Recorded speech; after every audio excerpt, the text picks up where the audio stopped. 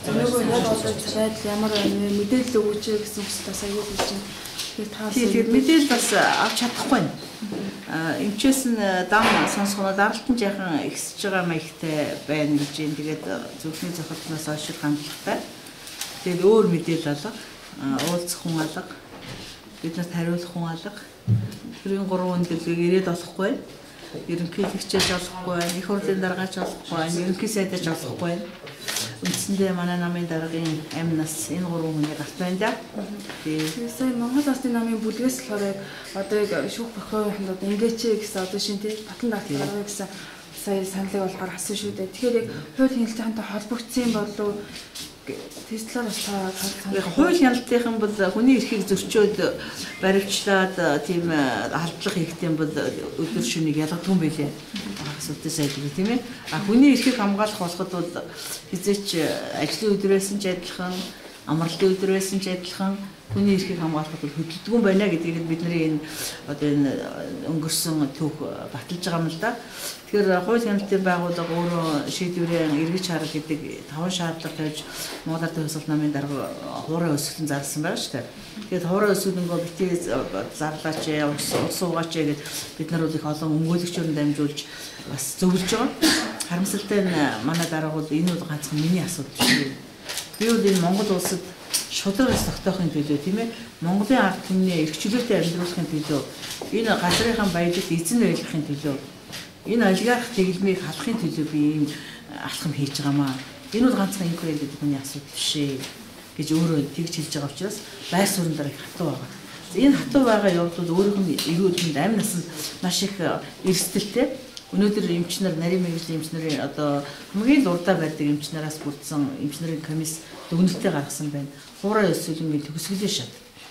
Тэрэнд бол бүх эрхтэн системийн дотоод орох бэлэн ийм нөхцөл байдал очижээ гэдэг. Тэгээд одоо эмчнэрийг энгийн одоо тэглэмээр эмчилгээ хийж энэ хүний амь насыг авах боломжийг олгож өгөөч ээ.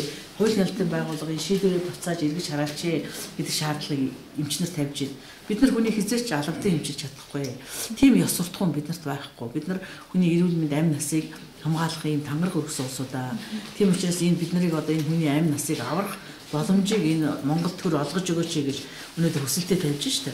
Тэгээд Монгол Ардын намын бүлэг дэмжсэн байна, тийм ээ. Ийм юм байхад одоо хууль хяналтын байгууллага хагас сайдвар, бүтээл сайдвар, шөнийн 1 цаг, 2 цаг, 3 цаг энэ бол ингээд цаг минутаар хүний амь нас хэмжигдэж байгаа учраас энийг бол шийдэх ёстой гэдэг байсууданд. Бид нар одоо шөнийн 3 цаг болж байна, тийм.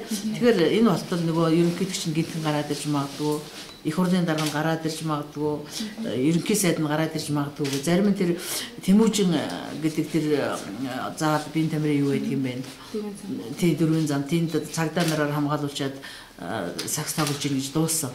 Тим юм хийж байгаа юм байна лээ. Тэгээд өнөөдөр төр ер нь ард түмнээс ямар их холдсон юм бэ те?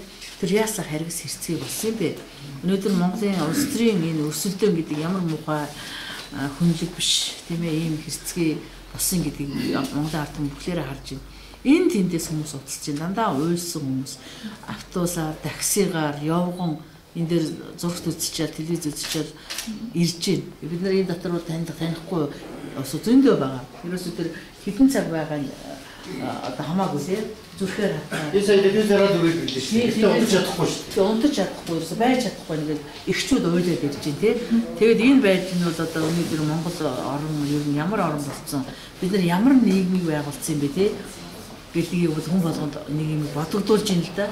20 жил бид нар алчил эрх чөлөөтэй сайхан нийгэм байгууллаа гэдэг олон хүмүүсийн тэр хошгороон дунд тийм ээ хурдтагдаж ирлээ. Өнөөдөр яг бодит үрдүн ямар нийгэм байгуулсан бэ гэдгийг харж гэдэхнээ бид нар ингээд биеэрээ амсаад явж штэ тийм ээ. Тэгэхээр зэргийн нь их том л одоо тийм юу болтой сургамж болж байна. Тэгэхээр яг энэ цаг үечд бас манай уншигчид бас яг нэг зүйл хоёр зүйлийг тийг хүсэж байгаа. Нэг нь одоо яг энэ хоёр хаан гэр бүлийнхаа хаана ямар байдалтай байна вэ? Мэдээж сэтгэл хөдлөлт өгсөн байгаа. Гэхдээ бүүнд байна уу, тустай байна уу? Одоо хаана байна? Сэтгэл санаа нь ямар вэ гэдэг нэгдүгээр юм асуулт. Хоёрдугаар одоо яг намын яг энэ байл одоо хичнээн хүмүүс байна вэ гэж тийм. Тэр хүмүүс намын дэмжигчид юм уу? Яг ямар байдлаар мэдээлэл сонсоод ирж байгаа юм бэ гэдгийг. Тэгэхээр өнөөдөр намын Монгол Ардын хувьсгал намын дарга энэ хоёр даргууд нэг мэдээлэл гаргасан. Өөрөө дуу хоолоогоор тэр мэдээлэл уншсан тийм ээ. Тэгэхээр энэ мэдээллийг хүлээж авах гэж манай намын намын гишүүд цугларсан. Өнөөдөр манай нам бол 6 цагт хэвлэлийн баг зарласан. За тэр мэдээллийг манай намын дарга бол энэ хэвлэл мэдээллийнхэн төрөг ард түмэндээ хүрэг энэ олигарх эрх баригчдад хүрэг гэдэг ийм хаяхтайгаар тийм мэдээлэл гаргасан. За манай намын гишүүд энд ирээд хэдэн хэсэг болоод нэг хэсэг нь хууль зүйн сайд Нямдаржийн гадаа, нэг хэсэг нь Дорлогжийн гисэлтэн, нэг хэсэг нь төрийн 3 өндөрлөх энэ одоо мэдээллийг хүргэж өгөхөөр цөмөрөө ингээд хэдэн автобусан суугаад хуваагдаад явсан. Харамсалтай нь нэгэнтэй ч уулзаагүй. Харин тэр Дорлогжийн прокурорын хүүхдтэй нууцаар яриад шуудангийн хайрцагт захиаг нь хийсэн байлээ. Нямдар сайдын гэрийнх нь гадаа очиж захиаг нь хийсэн байлээ. Төрийн 3 өндөрлөг бол олдохгүй байгаа байхгүй гэд.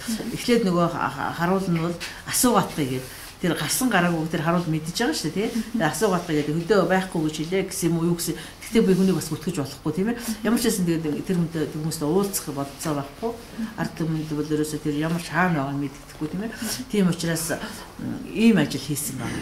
За хоёрдугаарт бол намын гишүүд хоёрдугаар эмнэлэг дээр очиж даргын одоо биеийн байдлыг асуух гэж очсон байгаа.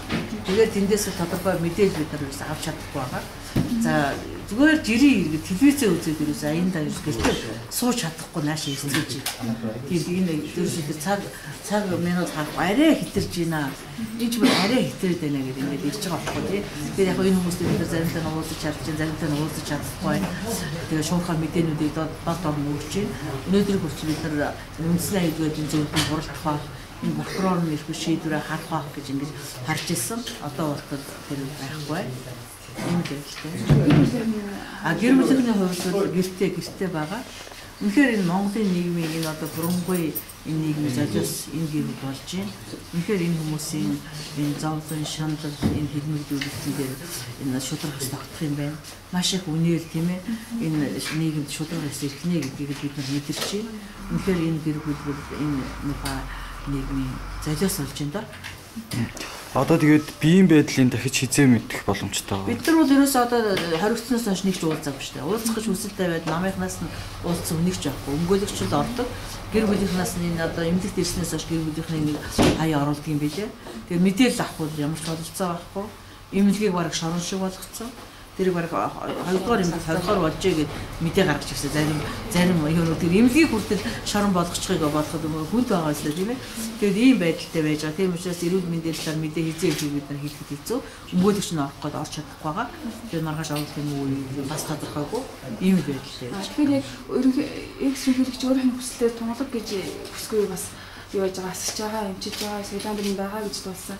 Тэр хүн маань утасгүй гэж ойлгож байна. Тэр чинь яг ингээд хажууд нь байгаа эмчийн утас нүц нь хураачдаг. Ерөөсөө мэдээлэл дамжуулахгүй эргэн тойрон цагдаа нар байгаа шүү дээ. Ер нь бол. Тэгээд яг л одоо шороншгол байгаа шүү дээ энэ хэлж чинь. Энд ч орж болдгоо тийм ээ. Бид нар бол уулзах чадахгүй байгаа. Хэд хэдэн удаа хүсэл тавьсан нэг ч хараагүй. Уулзах юм ч боломжгүй. Энэ бол нөгөө улс төрийн зорилгоор хоржээ гэдгийг тав тодорхой харуулдаг байгаа. Тэгээд одоо улс төрийн ямар нэгэн мэдээлэл солилцсон гэж боддог юм уу зөвлөгөө хийж боддог юм.